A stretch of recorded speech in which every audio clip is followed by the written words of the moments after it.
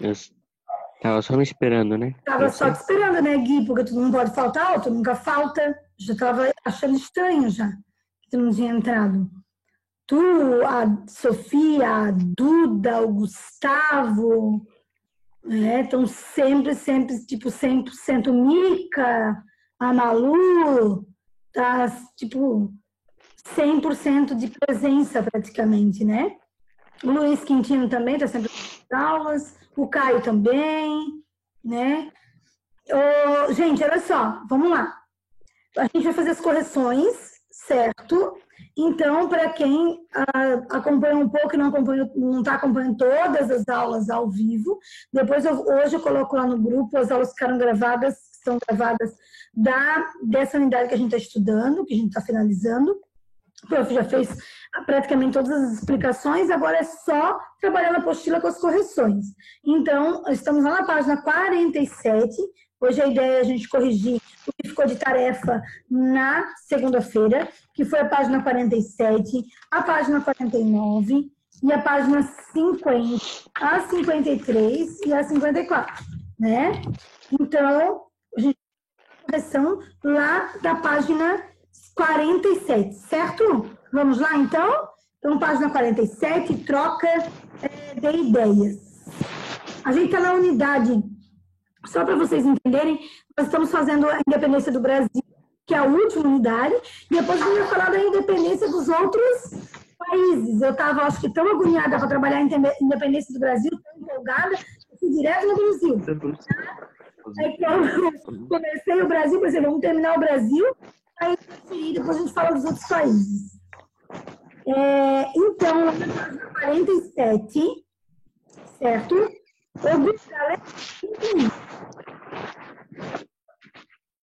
Página 47, o textinho.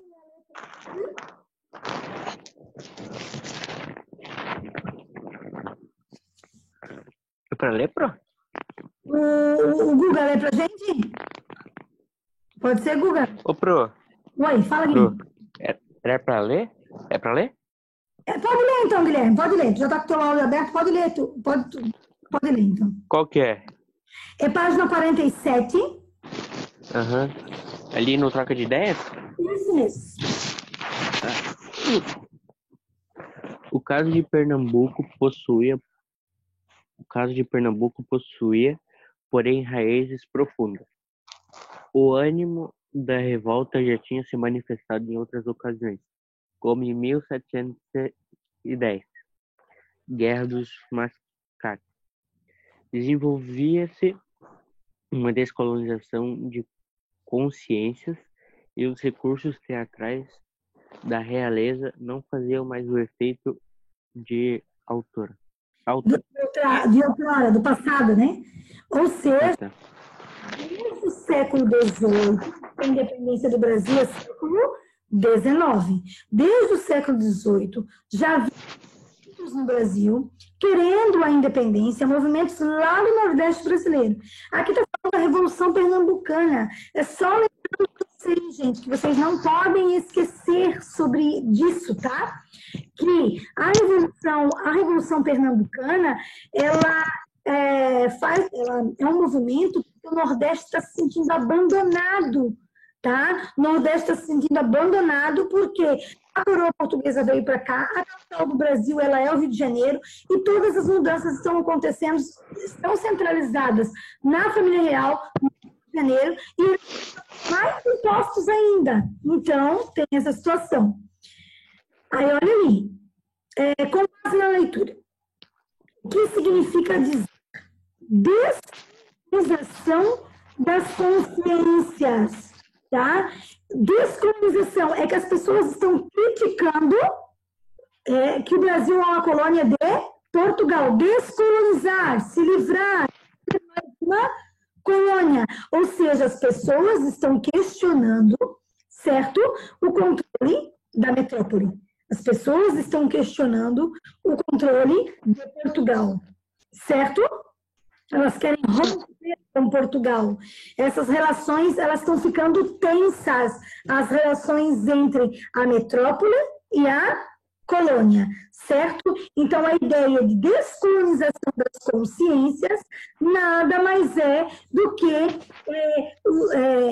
o questionamento do controle da metrópole, tá? Ou seja, eles começam a questionar a manutenção da metrópole, a manutenção de Portugal com o Brasil. Eles querem se livrar da metrópole, no caso que é de Portugal, né? Certo, gente? Tranquilo? Sim. Certinho? Lê a letra B pra gente, Gui. Sim. Porque os recursos teatrais da realeza não faziam mais o efeito de outrora? O efeito do passado, né? Porque assim, ó, aí ele fala dos efeitos teatrais da realeza, né? Porque a realeza promete e não faz, e não cumpre. Então é um teatro. Ela, tipo, finge que as coisas vão acontecer e realmente elas não acontecem. Então, parte da população do Nordeste, ela entendia que o controle ali, o controle, tá? Exercido pela coroa, ele era prejudicial ao Nordeste brasileiro. Então, eles entendiam que o controle exercido pela coroa portuguesa era prejudicial para eles. Por isso que fala que os recursos teatrais já não vão fazer mais efeitos, certo? Então, a influência de alguns eventos, a independência dos Estados Unidos, por exemplo, tá? Vão influenciar esse conjunto de transformações. Então, eles começam a perceber, né? Porque desde um século atrás já existem movimentos para acabar com para se livrar da metrópole. Ou seja, já existem movimentos para que o Brasil se livre de Portugal. Eles não acontecem, eles não se efetivam, a coroa portuguesa usa de violência, não vão acontecer, mas já existe esse movimento. Então, o Nordeste, ele entende que a manutenção de Portugal para com eles, ou a manutenção do rei que está no Brasil, que é o Dom João VI, tá? Cobrando mais impostos a eles, é uma relação que para eles não é boa. Por quê? O Rio de Janeiro está se industrializando, o Rio de Janeiro tem estrada, o Rio de Janeiro tem biblioteca, o Rio de Janeiro tem jardim botânico, e o Nordeste não tem nada. E o Nordeste paga mais impostos para o Rio de Janeiro. Então, eles entendem que a relação da coroa portuguesa, que agora está no Brasil, para com eles, não é boa. Então, a ideia deles não é que o Brasil tudo se torne independente, é que eles se tornem independentes, porque eles entendem que a ação de Dom João VI, que está no Brasil com sua corte, não é positiva para com o Nordeste brasileiro, porque cobra inúmeros impostos e realmente não é positivo. Eles têm razão de questionar. Eles estão abandonados à própria sorte. Certo, gente? Deu para entender? Coloque as mãozinhas para mim, então, por favor. Não me deixem largada, postraça. Então, tá bom. Isso, pelo menos as mãozinhas. Aí já fico feliz. Ó. Então, na página 49 agora, certo? Tem um outro interpretando documentos. Tem uma obra do Debré. Ele é um pintor muito importante, tá? Ele é o pintor mais significativo do período colonial do Brasil. Ou seja, todas as obras do período colonial no Brasil, até o início quando Dom Pedro I proclama a independência, Dom Pedro proclama a independência, todas as obras são praticamente certo? Ele vai representar aí a história do nosso país. Então, tem a obra do Debré, e embaixo tem um textinho, tá? Ô, Duda, leia pra gente o textinho, Rosinha. Por favor. Sim, prof. Página 49, né? Textinho rosa, interpretando documentos. Sim. Não era uma massa uniforme esta que era vista oferecendo serviços, como parecem enxergar os estrangeiros. Nela, os indivíduos se identificavam pelos sinais de nação, talhos e escarificações no corpo ou na face, os cuidadosos penteados que denotavam estado civil e pertença a determinado grupo, os panos da costa, o porte de amuletos, joias ou chinelas. O abadá, espécie de túnica branca, por exemplo, identificava um male. O uso do camate, gorro circular, sinalizava o adepto de rituais bantus para ancestrais, realizados na mata Acabula. O Fez apontava os islâmicos. Ou seja, quando a gente fala de grupos africanos no Brasil, esse texto quer nos mostrar que eles eram diferentes entre eles. Eles vieram de países diferentes e eles eram de etnias diferentes. Então, a gente não pode dizer e cometer o erro de dizer que eles eram todos iguais, porque vão ter negros que são islâmicos. Passaram pelo processo de islamização, então nós vamos ter grupos... como é que a religião islâmica chega no Brasil? Através da população africana. Lembra que quando Maomé morre, há uma grande islamização, e aí existe uma ideia lá da Península Arábica de chegar na África, fazer com que os negros africanos fossem islamizados, porque daí outros países, né, levariam o islamismo, e assim aconteceu com o Brasil. Então, nós vamos ter ali não os islâmicos, mas nós vamos ter, por exemplo, fala aqui, né, dos islâmicos, fala aqui dos... aqui, sobe mais um pouquinho. Os grupos dos malês, tá? Aí a gente vai ter várias etnias. Deixa eu ver se está falando outro aqui. Outra etnia. Nós vamos ter bantus, tá? Que são outra etnia africana, ou seja, eles eram diferentes entre si, tá? Como os africanos escravizados eram percebidos pelos europeus? Gente, para os europeus eles são todos iguais. Gente, para os europeus, os indígenas, quando eles chegam no Brasil, são todos iguais. No Brasil havia mais de 200 línguas faladas diferentes. Os grupos indígenas brasileiros eles eram muito diferentes. Mas os europeus, para os europeus é tudo igual. Os africanos, para os europeus, é tudo igual. Os africanos, para os europeus, é a galera que vai trabalhar. É a galera escrava, certo? Por mais que a gente saiba que haviam grupos diferentes, então haviam negros que eram cristãos, haviam outros que eram islâmicos, haviam outros que professavam a sua fé, a Umbanda, o Candomblé, enfim, que era parte da religião deles, dos aspectos culturais deles. Haviam línguas diferentes entre eles, mas para o europeu, todos eles são o quê? São mão de obra escrava. A gente já falou até sobre isso, até mandei uns videozinhos para vocês assistirem. Para o europeu, o africano, ele serve somente como mão de obra escrava. E quero lembrar vocês que o Brasil se torna um país independente, mas continua um país escravocrata. Continua um país com mão de obra escrava, certo? Beleza essa, gente? Tranquila? Né? Ó, número 2, na página 50 já. Número 2 diz assim: como a imagem produzida por Debré contradiz esse ponto de vista dos europeus. O Debré mostra que, na verdade, eles não eram iguais, eles eram diferentes. Então, a obra do Debré, o objetivo dela é mostrar, é registrar que os indivíduos são diferentes entre si. Ou seja, o europeu, olha, eles todos iguais, mas a obra mostra que eles têm culturas diferentes. Ou seja, a forma de se vestir, a forma de professar a sua fé, as suas festas, inclusive eles são proibidos, tá? A única fé que eles podem professar é a fé católica.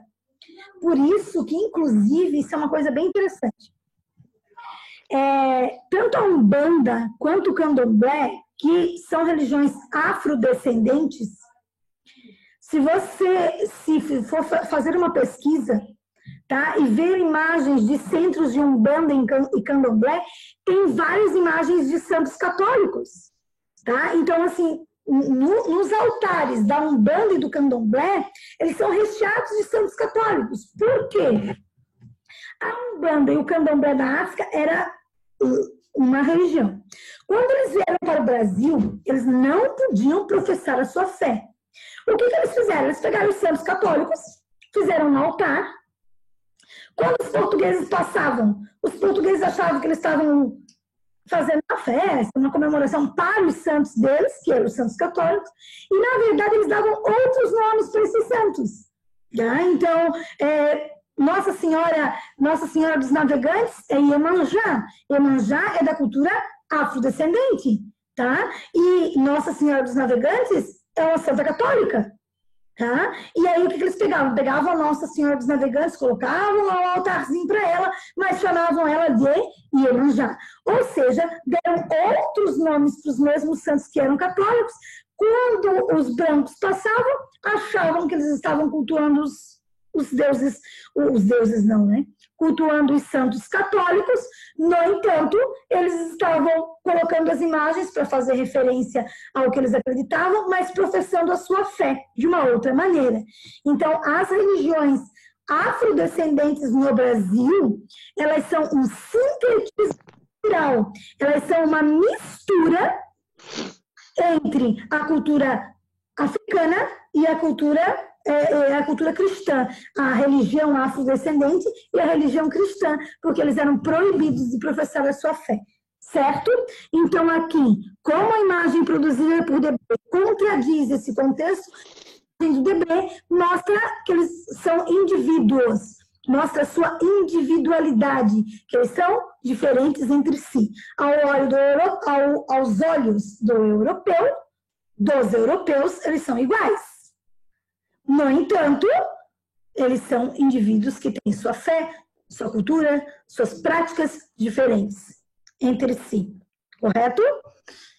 E número 3. Em sua opinião, o que significavam os diferentes adornos utilizados pelos indivíduos africanos, conforme registrado em os dois documentos, né? Os adornos, gente, esses adornos eram assim, ó, eles não usavam muitas coisas, né? Porque os adornos é tudo que tu usa para se enfeitar, né? Aqui eles não usavam muita coisa porque eles não tinham, mas a forma de arrumar o cabelo, tá? A forma com que eles às vezes pintavam o rosto, certo? Isso dava diferenças no aspecto cultural deles, tá? Então a forma de pintar o cabelo, aqui tem o rosto, né? Olha aqui no rosto a diferença, ou seja, as marcas que existiam no rosto, né? A utilização dos chamados hoje piercings, né? Que eram usados pelos negros e eram usados pelos indígenas, hoje com uma outra roupagem, de forma mais moderna, mas é a mesma pegada, é uma diferenciação. Conforme o cabelo, conforme o meu cabelo, tem um significado. Vou dar um exemplo bem básico. Os judeus ortodoxos, que são aqueles judeus que ainda seguem a Torá, são judeus tradicionais, quando a moça se casa, ela se casa sempre, geralmente bem jovem, com 18, 19 anos, quando ela se casa, eles raspam o cabelo dela. Pensa, né, gente? Pensem, meninas. O cabelo, não importa se é comprido, não importa, dela é raspado. E ela usa uma peruca, tá? Demarca isso que ela é uma mulher casada. Então, onde ela for, todo mundo que olha para ela sabe que ela é uma mulher casada. Os muçulmanos não raspam o cabelo. Eles usam o véu. E cada tipo de véu demarca se a mulher é solteira, se a mulher é casada, se a menina já menstruou ou não. Tá? Olha que doido isso, assim, principalmente para as meninas. Então, quando a menina tem a primeira menstruação, para os muçulmanos, né, eles colocam o véu, né, ela não usa véu até a primeira menstruação, depois ela começa a usar o véu, que já significa que ela está preparada para um possível casamento. Tá? Então, para que as famílias consigam conversar e consigam arrumar aí o casamento. Tem várias histórias de inúmeras meninas que escondem o ciclo menstrual porque não querem usar o véu, porque não querem dizer que estão preparadas para o casamento, né? Então elas escondem o ciclo menstrual por conta disso. Ou seja, é uma forma de identidade. Pensa. Oi? Prof. Fale. Pensa casar com 12 anos. Pensa, a Carlota Joaquina, Vitor, a mulher de Dom João, ela casou com 10. Era bem comum, sabe? Muito comum. E aí, assim, é claro que 10 anos ela tinha. Então, quando ela... Tem uma cena do filme, tem um filme chamado Carlota Joaquina. E aí tem uma cena do filme que eu acho hilária, assim, sabe? Porque ela vem, eles casam, tipo, por contrato, e aí ela vem conhecer ele, e, tipo assim, ela... Porque na cabeça dela, ela tem 10 anos. Aí imagina, se tu fala para uma menina de 10 anos, fala, ela vai se casar com um príncipe. Tu imagina o imaginário dela, gente. O que ela imagina de um príncipe? É um príncipe, né? Quando ela chega ela, na hora do João, pensa só que não era nada do que ela imaginava. Não era nem isso que ela sonhava. E aí tem uma cena do filme que ela tá brincando de pular em cima da cama. De pular em cima da cama, porque ela é uma criança ainda. Aí ele já tem 18 anos. Aí ele chega e tal, no filme mostra assim, ele chega e aí ele quer beijar ela. E ela, tipo, aquilo, não, tu não vai chegar perto de mim. Não. E aí quando ele tenta se aproximar dela, ela morde. Isso é fato, tá? Isso é verdade. Claro que o filme mostrou de uma outra forma, mas o que aconteceu, ela mordeu a orelha dele, gente, que arrancou um... Tipo, tu não vai chegar perto de mim. Porque ela tem apenas 10 anos de idade. Tá? Então, assim, isso era muito comum. Isso ainda é comum na Índia, ainda é comum na religião muçulmana, super jovem as meninas se casarem. Nas comunidades judaicas ortodoxas também as meninas são super jovens, não com 12, 13 anos, mas a partir dos 15, 16 também já tem toda uma preparação para o casamento. Elas não podem passar de certa idade, porque daí não conseguem mais um casamento com a família do noivo. Tem uma série no Netflix chamada Nada Ortodoxa. E aí mostra a história de uma moça judia, e ela casa muito cedo. Ela nem conhece o noivo, ela conhece, assim, tipo, ela falou alguma vez com ele. E aí aquilo para ela, e a família dela começa a pressionar que ela tem que engravidar, a família dele. Porque para os judeus, casou, já tem que ter filhos. E aquilo começa a incomodar ela, porque ela não sabe como é que é a vida de casar, ela não sabia de nada, ela tem que ter tem alguém explicando para ela o que vai acontecer. É um despreparo, entendeu? E aí, imagina isso para a pessoa, para a moça que está passando por tudo isso, né? Como é o choque, tanto que ela vai fugir. Ela vai meter o pé, vai fugir, porque ela não vai aguentar tudo isso que ela tá vivendo. Aí passa uma das cenas que eu acho que é assim, bem interessante, eles raspando o cabelo dela, ela se casa. E logo depois do casamento, a primeira ação é raspar o cabelo. E ela chora descompensadamente, e aquele cabelo sendo totalmente raspado, é na máquina zero, tá? Tem que manter sempre raspado, e a utilização de peruca. Não é um aspecto cultural que nem o Egito, que todas as mulheres faziam porque queriam, faziam porque era um aspecto de beleza. Ali não. Ali é porque é uma simbologia, para ela era uma mulher casada. Só que assim, imagina isso para as meninas que são jovens. No mundo hoje, atualmente, ela não conhece nem a internet. Ela vai para Berlim e aí ela pede ajuda. Daí o pessoal olha para ela, mas tu não sabe fazer uma pesquisa? E ela diz, não, eu não sei fazer uma pesquisa no Google nunca, porque eles não têm acesso à internet. Eles não podem ter acesso à internet. O celular deles é muito engraçado, porque o celular deles é aquele celular mais simples possível, só para fazer ligação. E aí, quando eles vão para Berlim procurar ela, meu, tu tá com um iPhone. Tipo, o iPhone não é coisa de Deus, tá? Tu não pode ter um iPhone. Quem é da tradição judaica cristã. Nós estamos falando de questões atuais. Né? A gente fala que na China também, por exemplo, nós não tem uma intranet, as pessoas têm pouco acesso a esse mundo globalizado que nós temos acesso hoje. Tá? Então, atualmente, né? Imaginem só. Então, aqui beleza, né? A número 2, né, gente? Então, e a número 3 também, né? Ó, em sua opinião, o que significavam esses diferentes adornos? Isso significa, gente, para demonstrar de que cultura eu faço parte, certo? De que cultura eu faço parte? É a mesma coisa hoje, né? Tem religiões que falam da questão da roupa, né? Então, que tem que usar a saia, que tem que usar a forma de se vestir, né? Hoje já está um pouquinho diferente, há uns 10 anos atrás era bem forte. Ou seja, porque demonstra que eu faço parte de um grupo específico, né? Os skatistas hoje, né, também tem uma linguagem, tem uma forma de se vestir, ou seja, demarca que eu faço parte de um grupo, é uma identidade, certo? Esses adornos, a forma de arrumar o cabelo, né, faz parte de uma identidade, certo? Beleza, gente? Tranquilo? Acho que sim, né? Podemos continuar? Página 53. Ó, o Nicolas falou para mim que sim, então vamos continuar. Só o Nicolas me respondeu. Estou aqui abandonada e jogada para trás. Ó, página 53. Certo? Vamos lá na página 53, que é o Interpretando Documentos. É um texto sobre a independência do Brasil. Então, olha só.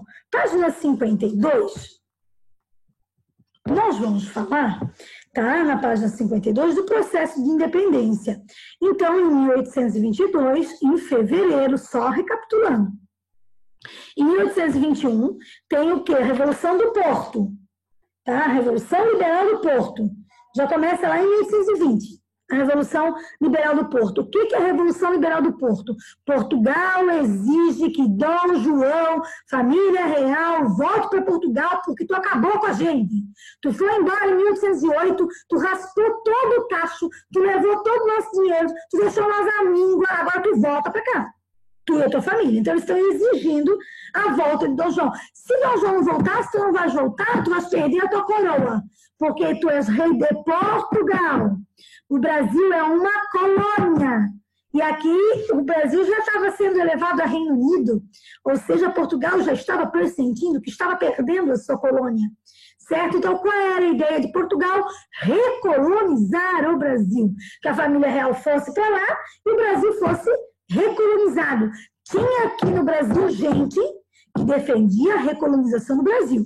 Gente que queria a república e gente que era a favor de Dom Pedro I. Muito bem. Dom João vai embora, a Carlota Joaquina fica muito feliz, porque ela odeia o Brasil, né? Bate seus sapatinhos na beira do navio e diz que não ia levar nenhuma poeirinha do Brasil de novo para Portugal.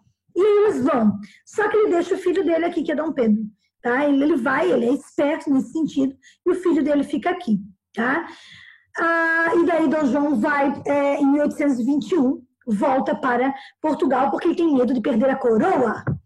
E aí, obviamente, que em Portugal começa um movimento para que Dom Pedro também volte para Portugal, para que eles possam recolonizar o Brasil. Dom Pedro tem que estar lá em Portugal. E aí Dom Pedro vai bater o pé, vai conseguir apoio. Lembrem que eu disse para vocês, São Paulo, Minas Gerais e Rio de Janeiro. Ele tem o apoio desses 3 estados brasileiros. Certo? São Paulo, Minas e Rio. Então, ele consegue apoio da elite, ele consegue apoio da maçonaria, certo? E em fevereiro de 1822, ele fala que vai ficar no Brasil, que não vai para Portugal, eu vou ficar aqui, tá? Se é para o bem de todos e felicidade geral da nação, diga ao povo que eu fico. Ficou conhecido como o Dia do Fico. Eu vou ficar aqui no país. Com o apoio dessa galera, ele começa a se articular para conseguir esse apoio, para conseguir esse processo aí de emancipação política. Daí, lá na apostila de vocês, na página 52, no final ali, né, tem uma imagem da Leopoldina, porque é ela que escreve o documento, certo? Olha lá, na obra, Dona Leopoldina, esposa de Dom Pedro, em reunião com o Conselho de Estado Brasileiro, recebia as últimas notícias de Portugal, que ameaçavam o governo de Dom Pedro no Brasil. Ciente dos fatos, ela escreveu uma carta ao marido, comunicando a situação, incentivando ele a declarar a independência. Nessa carta que ela diz, Pedrinho, querido do meu coração, querido não, nem do meu coração, porque ali eles já estavam brigados. A coisa já não estava boa. Mas, enfim, ela é a princesa do Brasil. E ela carrega isso com ela. E aí, o que ela escreve na carta? Ela coloca na carta, Pedro, você precisa proclamar a independência do Brasil. Não tem mais o que fazer. Eu recebi um documento diretamente de Portugal. Ou nós vamos nos tornar independentes, ou nós vamos morrer. Essa carta chega até Dom Pedro. Dom Pedro está indo para São Paulo. Ela está no Rio de Janeiro. Ele está indo para São Paulo para conseguir apoio dos paulistas, para conseguir a independência do nosso país. Recebe a carta dela, lê a carta dela e fala, então, que na carta estava dizendo, ou nós nos tornamos independentes ou nós morreremos. Aí vem aquela célebre, maravilhosa imponente frase: independência ou morte às margens do rio Ipiranga, que não foi bem assim que aconteceu, mas a história é para deixar mais bonito, né? Mais legal, para contar para as crianças, principalmente. É mais legal ele estar no cavalo em vez de estar no burro. Ele está super bem, né? Mas ele estava com uma dor de barriga gigante, tá? E gritando independência ou morte, né?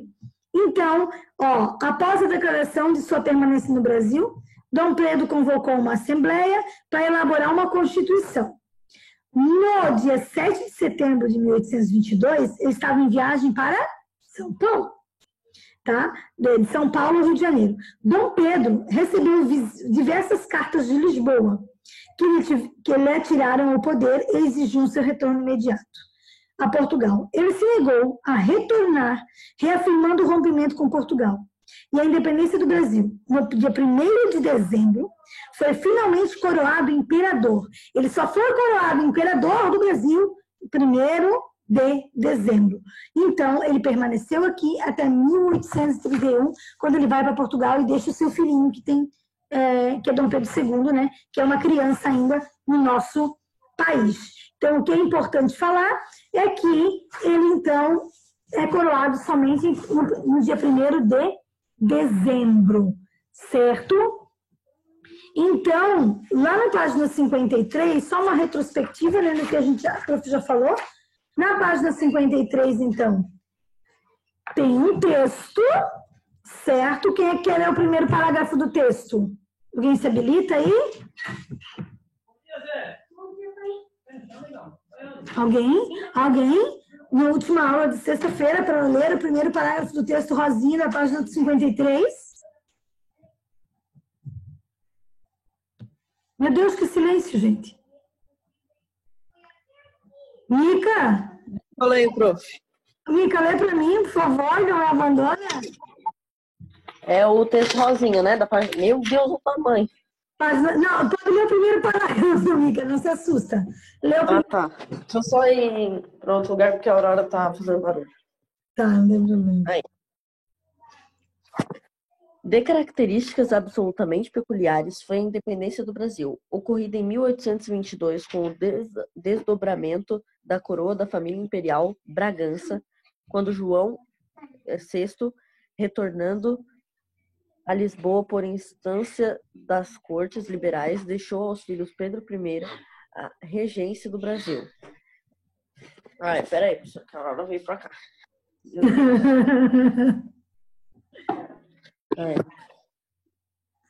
Deixa eu achar aqui. Diante da hostilidade das elites locais, as pretensões portuguesas de impor o centralismo que predominava antes da fuga da corte para o Rio, Pedro I insistiu uma monarquia constitucional independente. Por esse motivo e, em geral, porque não se formará, no caso do Brasil, um vácuo de poder. E seu processo da independência foi bem diferente do ocorrido nas demais colônias hispânicas. A independência foi pacífica, não implicando nenhuma mobilização popular. Além disso, enquanto inúmeras repúblicas deveriam do Império Hispânico... Aurora, fica quieto, fazendo favor. O Brasil conservou a unidade territorial sobre a forma de monarquia mantida até 1889. Então, olha só, é importante falar, tá, gente? Que a independência do Brasil foi feita por uma elite, não teve participação popular alguma, não foi um movimento de manifestação popular. A maioria da população era escrava e nem sabia o que estava acontecendo, certo? Agora, mais alguém para ler o último parágrafo, gente? Para a gente finalizar? Eu, prof. Tá. Quanto à América do Sul, as guerras antes e a queda do Império Espanhol depois puseram as elites liberais americanas, até então protagonistas, frente à crua realidade que teriam que enfrentar daí em diante. Em segundo lugar, os líderes independentistas não puderam impedir que, com o desaparecimento do soberano, daquele que havia encarnado a unidade política do Império, todo o organismo se fizesse em pedaços e que cada um destes, liberado do pacto de lealdade ao rei, se considerasse na posse da soberania plena, tanto que de um império originaram-se inúmeros estados que foram palco de violentas hostilidades entre cidades e províncias, todas livres, todas soberanas. Tudo bem, Duda. Olha só, gente, falta um minutinho, não vai dar tempo da gente terminar. A gente termina a correção da página 53 e 54, segunda-feira, e vocês façam as atividades do CA para segunda-feira, certo? Então,